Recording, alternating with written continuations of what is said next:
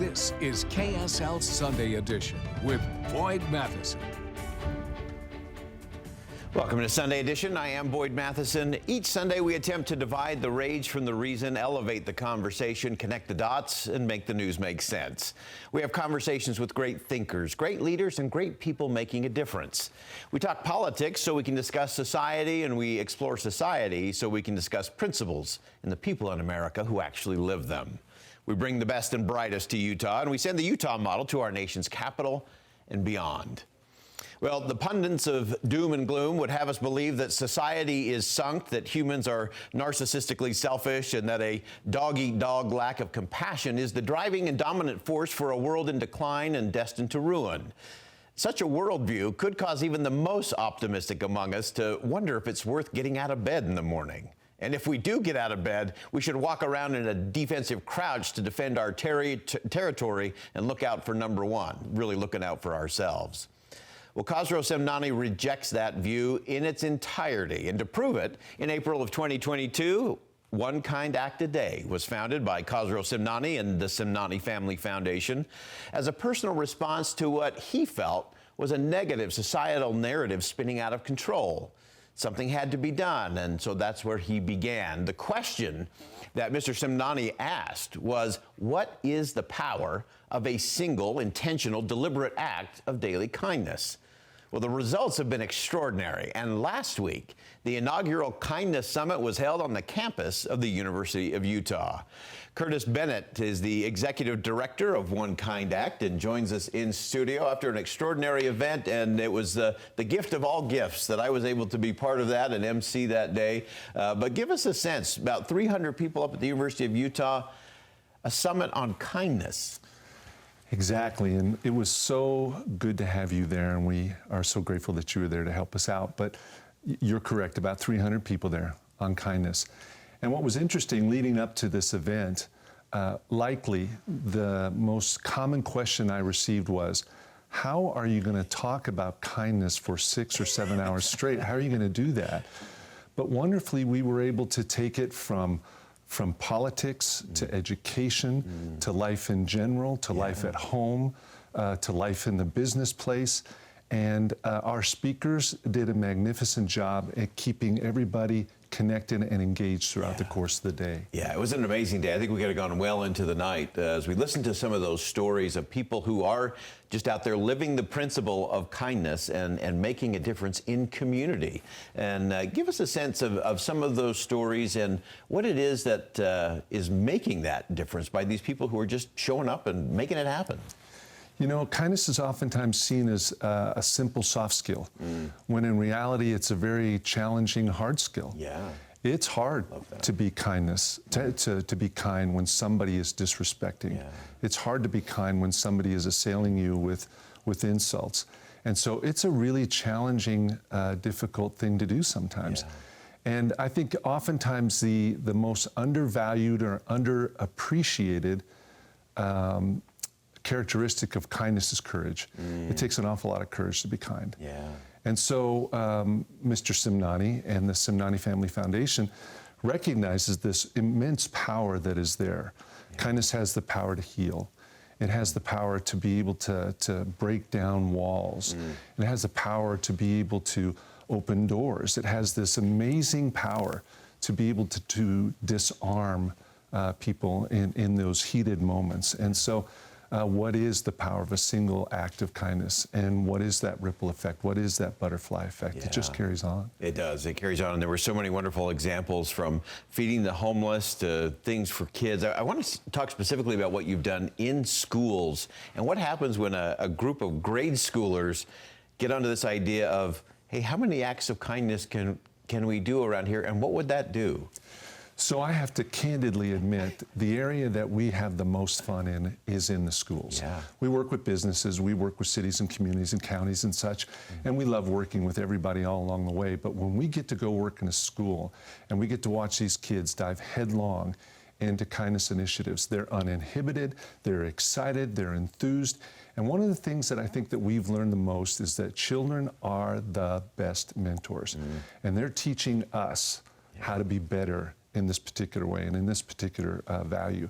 So when we see kids set a goal for 10,000 acts of kindness in a 22-day initiative, but they hit 40,000 acts of kindness, or when we've got schools that think our middle schoolers aren't going to be interested in this, only to find out that they're as enthused as anyone.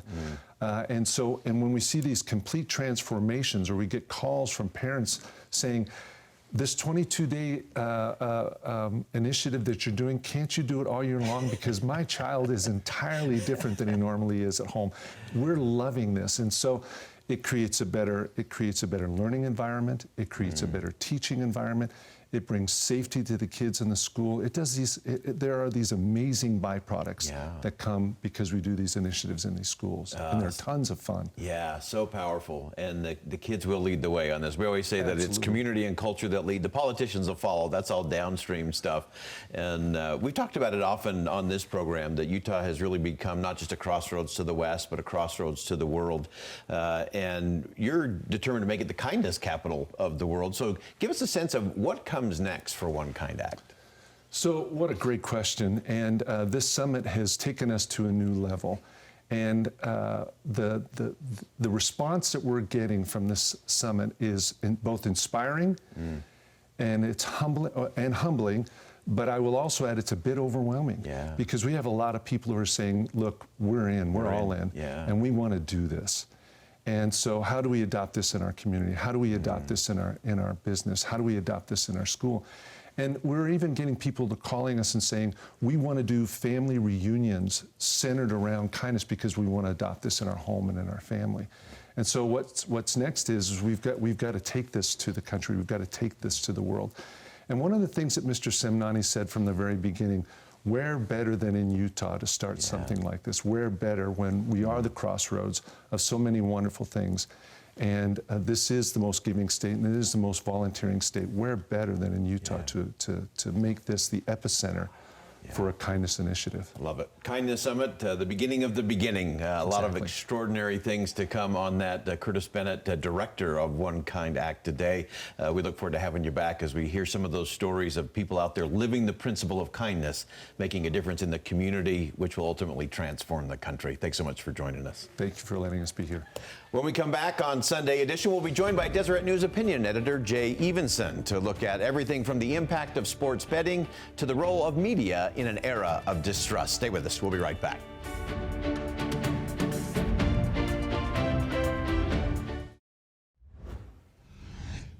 Well, welcome back to Sunday Edition. We're very pleased to have joining us in studio today Jay Evensen, longtime journalist and opinion editor for the Deseret News.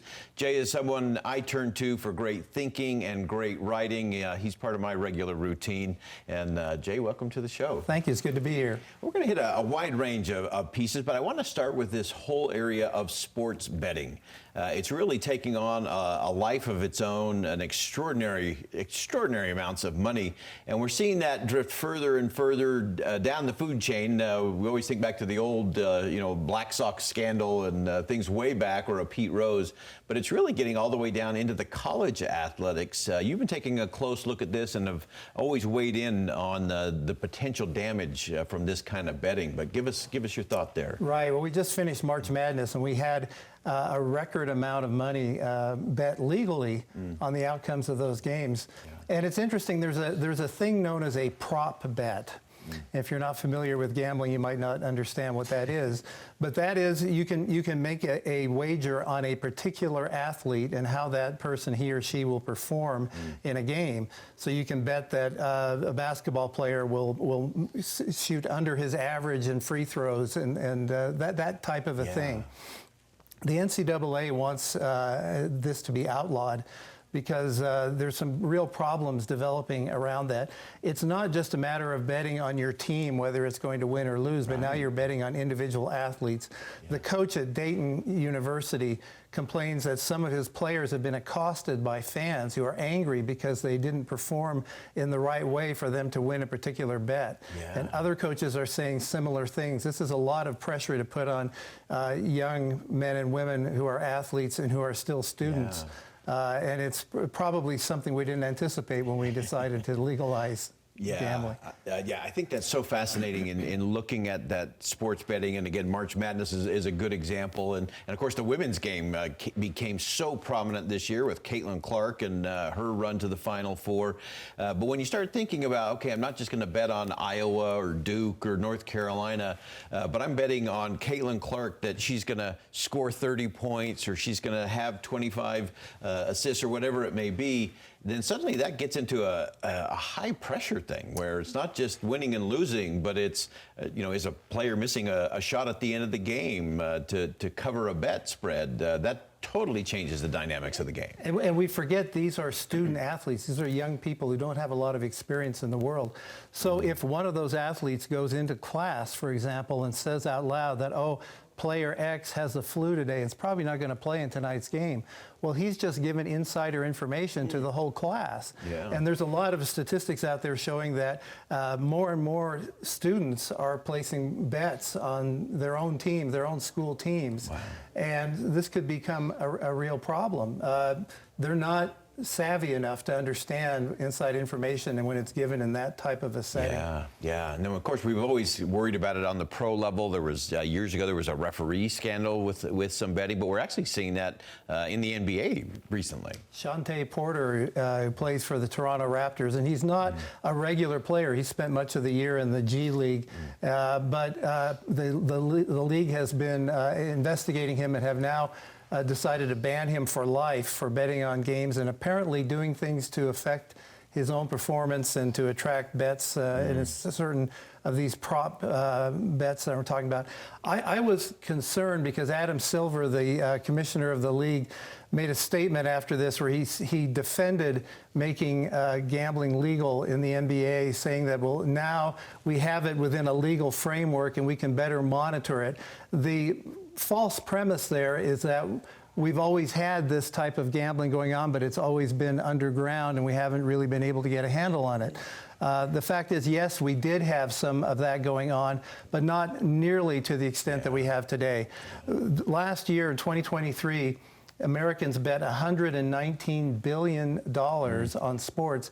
That was a 27.5% increase over 2022. So it gives you an idea of how much this is proliferating because we're allowing these ads during games. I contend that if the NBA really was concerned about monitoring and controlling it, we would see nothing but PSAs at every game talking about problem gambling. But instead, we're having ads trying to encourage people to spend more and more money on bets. Yeah, and it's such an addictive process there, and it's part of everything we see from social media on. We go from participating, we used to go out and play sport, now we watch it, and now we gamble on it to get that endorphin kick.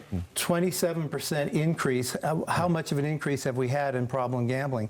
And the only thing the industry comes back with is an 800 number that you can call if unlike most problem gamblers, you want to admit to people that you have a problem.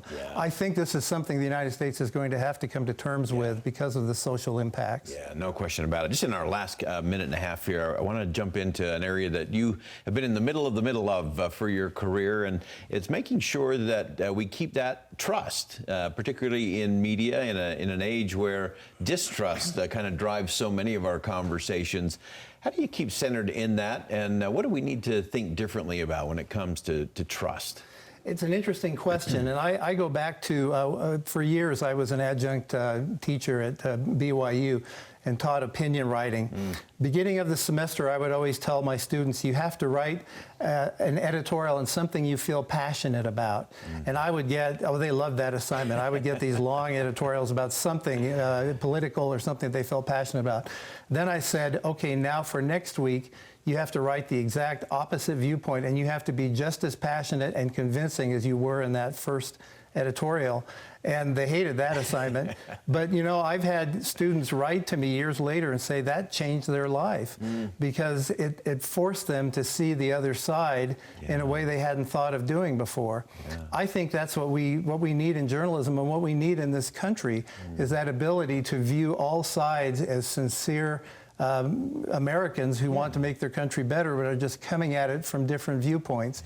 We do have a problem in the media, and for most media tends to be dominated by left-leaning ideologies, where the problem really becomes hard is when they start to promote those viewpoints in their reporting, and unfortunately, I think that's happening in some of our larger national media. Yeah. And I think that's the real challenge, you know, when we lose that ability to stay curious. I love that assignment. I think everybody should have that assignment today. Take something you're passionate about and write to both sides of that particular issue, because often what happens is you find something a little better in between as you actually explore that. Say, I wonder why he thinks that way. I wonder why she thinks that's good policy. Really changes the dynamic. Jay Evensen, he's the person I turn to for great thinking, because great writing starts with great thinking. And Jay, we appreciate you joining us on the show today. Thank you for having me. All right. Again, that's Jay Evensen from Deseret News, Deseret.com. You can always find his columns there. And when we come back, we're going to continue down this path to make sure we understand how do we actually go from opinion, how do we get past just how we feel about things, and how do we actually get to the most important thing, which is the truth. We'll talk about that when Sunday Edition continues.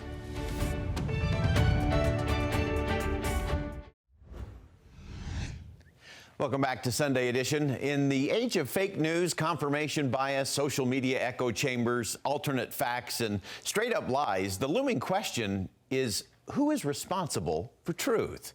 Every day, prominent national media personalities, politicians, and business executives demonstrate through their words and actions that they don't want to be responsible for, and many are not even interested in truth. So who is responsible for truth? Well, years ago, when I was working as the opinion editor for the Deseret News, I had been thinking about writing on the topic of truth for several weeks. On the morning my column was due, I informed my editorial assistant, Christian Sagers, of my intent to write about truth and that I would get him the column by the print deadline. Well, as my day spun into unexpected meetings and my writing time evaporated, I told him to just hold my spot on the printed page. Well, by 5 p.m., while I was in the middle of playing guest host on a national radio program, Christian brought me the proofs for the printed paper. At the bottom of the page was my picture and a placeholder headline. And then in red pen, Christian had scrawled, "Truth will be written here." The answer to my question regarding who is responsible for truth was right in front of me in bright red ink. I am responsible for truth. Years ago, Oprah Winfrey delivered a fiery commencement speech to the graduating class at the USC Annenberg School of Journalism. In addition to wise counsel and humor indicative of such occasions, she challenged the graduates to embrace, live, and be the truth. In the crescendo of her address, Winfrey employed, "So your job now, let me tell you, is to take everything you've learned here and use what you've learned to challenge the left, to challenge the right, and the center. When you see something, you say something, and you say it with the facts and the reporting to back it up. Here's what you have to do.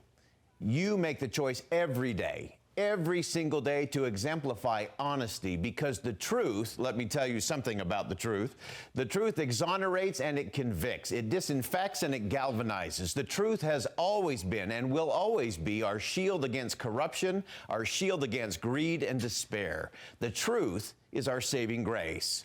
And not only are you here, USC Annenberg, to tell it, to write it, to proclaim it, to speak it, but to be it. Be the truth. Be the truth. I found it significant that Winfrey did not challenge the students to be their truth, as is popular among the moral relativists of today. She told them to be the truth. In a heated and polarizing time in our nation's capital, then Senator Jeff Flake of Arizona spoke to the United States Senate about the state of truth in Washington, D.C. He said, "I will close by borrowing the words of an early adherent to my faith that I find has special resonance at this moment. His name is John Jacks. And as a young missionary in England, he contemplated the question, what is truth? His search was expressed in poetry and ultimately in a hymn. It says, "Oh, say what is truth." It ends as follows. "Then say what is truth, 'tis the last and the first. For the limits of time it steps o'er. Though the heavens depart and the earth's fountains burst, truth, the sum of existence, will weather the worst. Eternal, unchanged, evermore." William George Jordan powerfully made the case for truth in 1902. He wrote, "Truth can stand alone, for it needs no chaperone or escort. Lies are cowardly, fearsome things that must travel in battalions. A lie may live for a time, but truth for all time. A lie never lives by its own vitality. It merely continues to exist because it simulates truth." So each of us has a responsibility for truth, to speak it, find it, promote it, act on it, and even defend it. We should also recognize we have an equally significant responsibility for how we speak the truth.